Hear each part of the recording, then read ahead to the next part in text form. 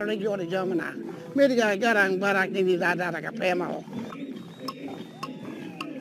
is Darrock land, the land of our ancestors. Our elder here at Mount Druitt. I'd like to acknowledge that we're on Darrock land now. I think anyone who looks at the land of the Darrock people should be able to say this is my land and should look after it the way the old people did before.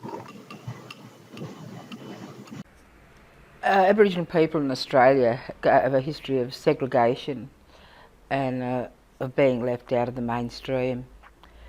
In the past there have been Aboriginal schools under that segregation era, and those schools were inferior in every way that you would count any sort of education.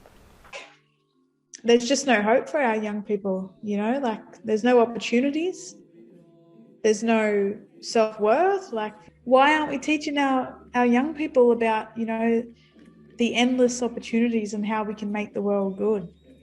So we have schools for all our religions, like Catholic, Anglican, Muslim, Islamic. We've got cultural schools. So what my question is why don't we, after all these years, actually have an Aboriginal school that's self-governed by the Aboriginal people?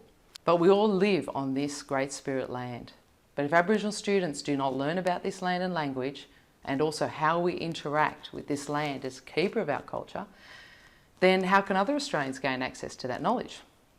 This school will be that circle of cultural knowledge. If this knowledge and our students are lost from Australia and its community, we will have lost its greatest treasure, education from the heart of our nation.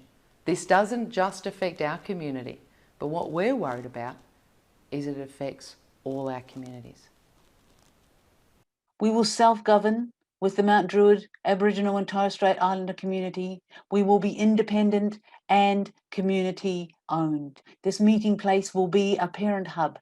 It will be a teenage hangout to play and enjoy. And it will be a place for the elders to have a cup of tea and a yarn. I think that a vital part of being an Aboriginal community controlled school is that the children themselves could see the role of the adults. Having a school situated in their community is perfect, I think.